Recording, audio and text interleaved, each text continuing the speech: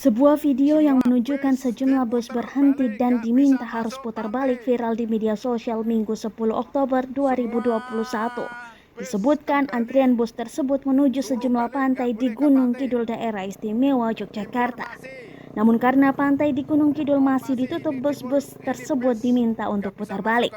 Video antrian bus menuju pantai Gunung Kidul diantaranya diunggah di Instagram Cerita Gunung Kidul dan TikTok @jogja24jam. Beragam komentar muncul terkait dengan unggahan tersebut.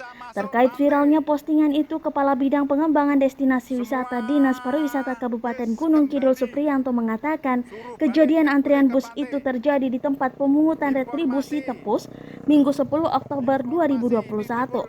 TPR Tepus adalah tempat pemungutan retribusi untuk wilayah deretan pantai mulai dari Pantai Baron sampai dengan Pantai Pok Tunggal. Antrian bus mulai terlihat sejak pagi pukul 6:30 hingga 7:00 waktu Indonesia Barat. Menurut Supriyanto, alasan belasan bus wisatawan itu diminta putar balik karena objek wisata di Gunung Kidul saat ini masih ditutup sesuai dengan aturan pemerintah pusat. Kami masih di level 3 PPKM, ujar Supriyanto dilansir dari kompas.com.